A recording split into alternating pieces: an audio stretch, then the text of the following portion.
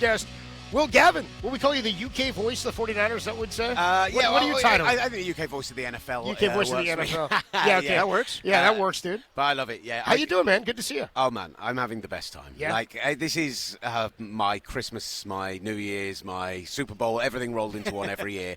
And then this year on top of it, the kind of success that we've had in the last year with the calls and stuff that mean that we're getting some recognition, we're getting some bigger names on. Like, it's been great, man. It's been awesome. You had some great calls. I saw a lot of your calls up from the Philadelphia game, which were fantastic, man. How would you, looking back at this season, I said in the time I've been covering the team since 2019, and I was a fan before that, but it was one of the most memorable and fun seasons because I felt like for the first 10 weeks we saw a different team every single week. You didn't know what to expect. Expectations were questionable and low. How do you, now that we're a few weeks removed, when you look back, how do you qualify this season? I'm going to drop an absolute clang to start off this interview, and I apologise for that immediately. So I was chatting to Kay Adams about this earlier, and she asked, she was like, as a 49ers fan, how did you enjoy this season? And I'm like, actually, I think it was one of my favourite seasons in 23, 24 years of following the team. Like, the expectations were so low, and the way that from a coaching perspective, from a scheme perspective, they just kept finding ways to win was a real joy. It felt like you were rooting for a team that had been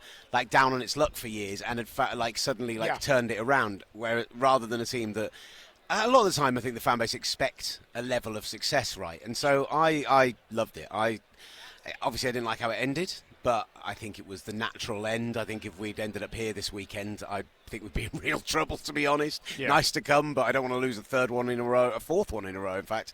So, yeah, it was joyous. I loved it. Do you have a favorite moment from the season besides the Philadelphia playoff win? I know that was spectacular, but anything else that stands out this season? How am I meant to pick anything except the Philadelphia playoff win? I know, that's why I said something else. Actually getting to be there and experiencing that in person, and that's the first time I've ever called a game. I've only been doing this for 3 years or so, actually, calling the games, covering it for a lot longer, but getting to be in a partisan stadium and call a game, because normally it's an international game or it's a Super Bowl, and so calling those Christian McCaffrey touchdowns and there being silence from the fans around us because they're all devastated, and you're giving it some absolute welly and screaming just behind them, and that was such a joy. I think if I was going to pick anything else out, the Bears game. Yep. Bears game was a lot of fun. Obviously, the Purdy scramble juice touchdown is one of those that whatever. I was watching that at 3:30 in the morning in the UK in my dressing gown, out of my seat, screaming at the TV silently because my twins are asleep upstairs, because it was such a joyous thing to watch. And so I think that's a stocking cap. That's the game I'd probably pick out of any other, just because it felt like. Also, the Bears fans giving it all week on social media and stuff, telling us Caleb was better than Brock and all that, and I was just like, it felt good. Right. So where did you come down? Because there's a million moments like that for me. I think my first one like that this season. In Seattle, I was there. That was a lot of fun. But it's week 1, and you don't really know what to make of anybody. The week 5 game, the Mac Jones game on the Thursday night in L.A. against the Rams, where they get the huge field goal from Eddie Pinheiro.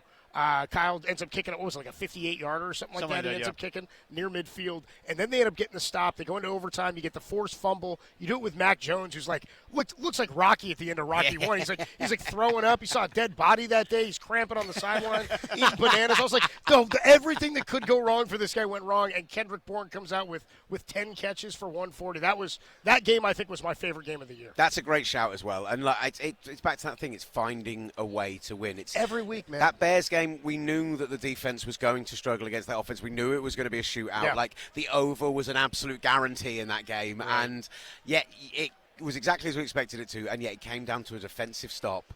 And it came down to that punching moment of joy when that happened. And it's that's what I'm saying. It was a fun season. I just, I'd like one that was a little bit more settled next year, please. Let's keep that team healthy, please. No, I hear you. So you've been covering the 49ers, the NFL, for 23 seasons now, and the NFL's been going to the UK, I think, for 18 seasons, and we just announced they're going to have 9 international games, 3 in London this upcoming year. Just how much do you love that the game has grown internationally? It's amazing to see. So London, not to the point of I think complacency.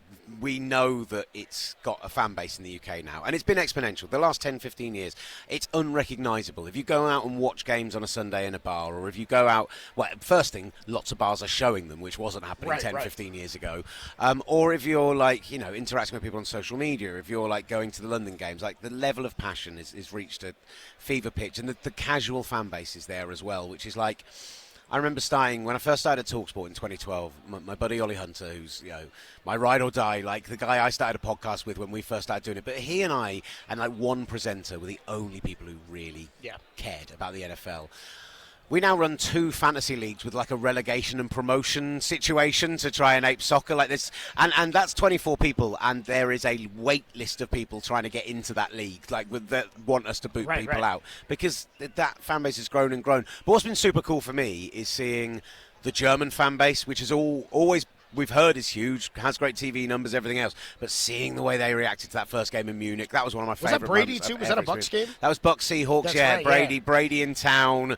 The absolute circus that brings with it. It was unbelievable. The game wasn't great, but the fans were absolutely incredible.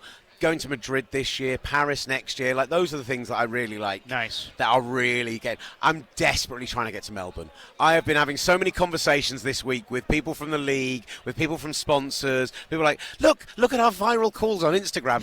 Isn't this something you'd want with your brand on it? Yeah. Wouldn't you love to pay for us to go to Melbourne and go and cover the game? Because I'd love to be out there. And that's without it maybe being the 49ers. I'm convinced it will be. I'm convinced based on the layout of how a game like that has to happen, on how you've got to get teams there. If the Rams are already there, my feeling is it's got to be a West Coast team. I mean, you could fly a team in the AFC West, but they're not playing that division this year. So I'm like, it makes too much sense for me for it to be Seattle or the 49ers in Melbourne. Yeah, so I'm not an insider by any stretch of the imagination, but the one thing I tend to have a little bit of an insight into is the international games. Yeah. The 49ers are playing in Mexico this year. For sure. I could have told you that months ago. Right. I'm glad that Jed York is coming out and now kind of saying it in interviews. Like, I'm sure the league don't want it to be leaked, but we knew they were going to have to give up a home game under this new regime of having to do it every 4 years, and it just makes perfect sense.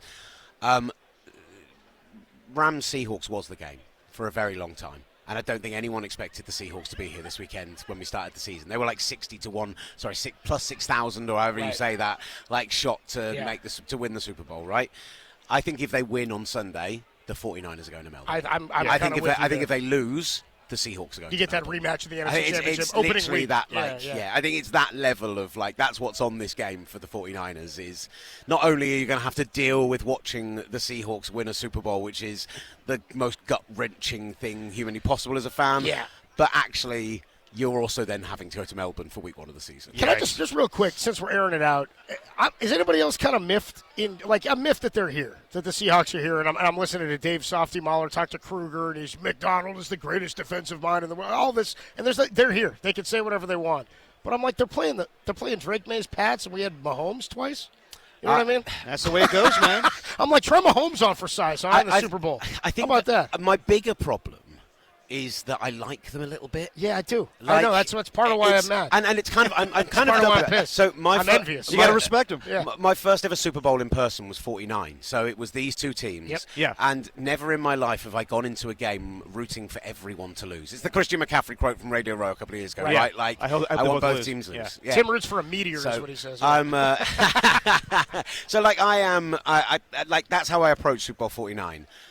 I like Drake May. I like Mike Vrabel. I like this, as I was saying to your guys before we went on air, they're kind of island of misfit toys of old, like Doug Marrone and Todd Downing and Josh McDaniels and all these guys. I mean, he's obviously an incredibly successful coach. Like cast-offs from other teams. It's a kind of weird mix, right? And I love Drake May, and I really like their defense. I'm like, I think I like the Patriots now. And then I really like Mike McDonald, and they've got Adam Dirty. Obviously, he's my guy. He's a British guy. It killed me when he took the job there instead of going to a team that I could actually root for.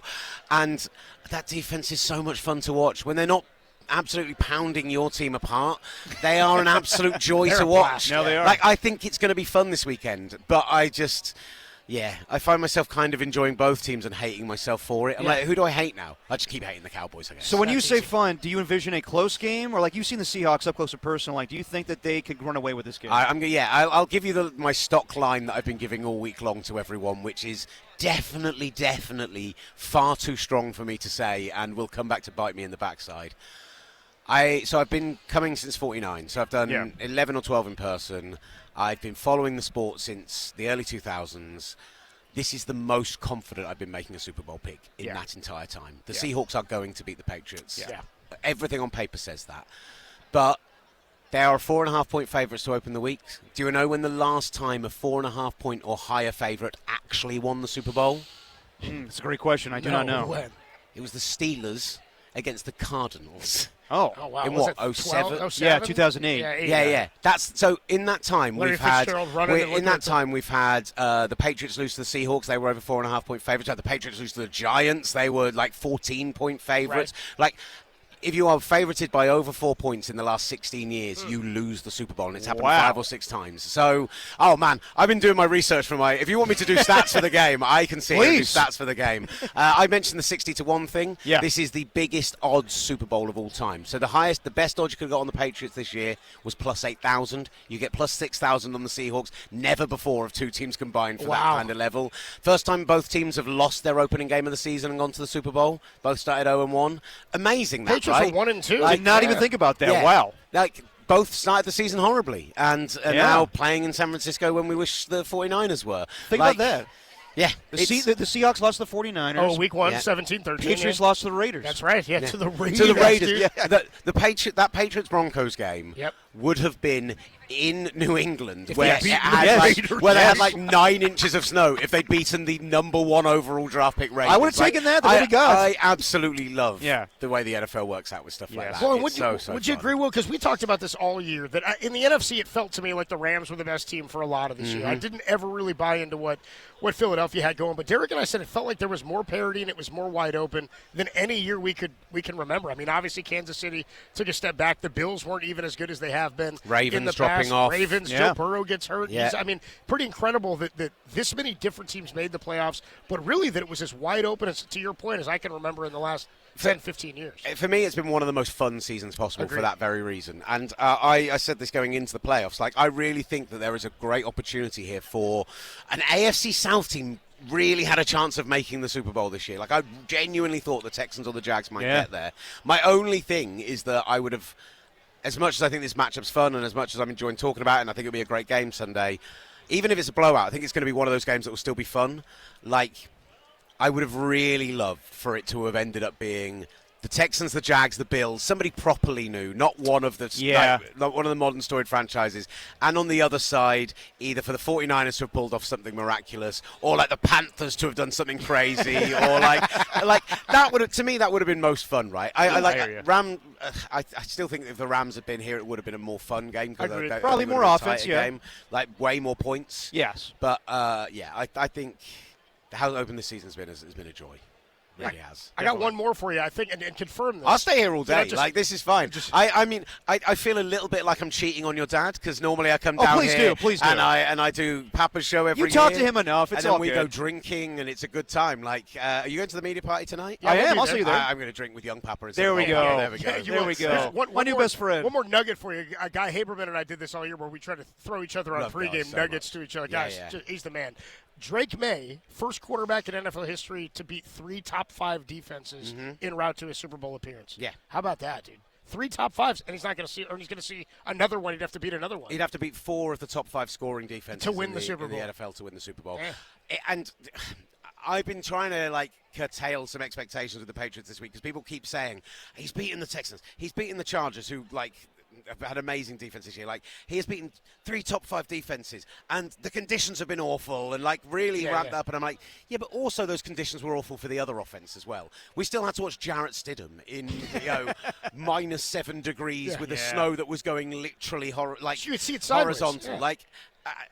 So the defense has also improved massively in the last 5 or 6 weeks, but had those same conditions. So it's like you can't talk out both sides of your mouth. If you're going to say, well, we've got to, let the offense off for how difficult they've had it, you've also got to say, well, those defensive improvements were probably to do with those same factors. And so Right. I'd say the Patriots are fun, and I think they'll be back here probably a bunch of times over the next 10 years with that coaching setup and that quarterback. I just don't think they've got enough. I don't think so either. Will Gavin, the voice you hear, the UK voice of the NFL. Will, appreciate you coming by, and we'll booze tonight, man. Thank you. We'll have a guys. pint. I Thanks, can't Will. wait. Sounds good. The great Will Gavin. Adam Copeland, Depop, Tim Webb with you live from Radio Row here at the Moscone Convention Center in downtown San Francisco. And before we take a quick break, we do have to get you ready. Super Bowl Sunday on Sunday.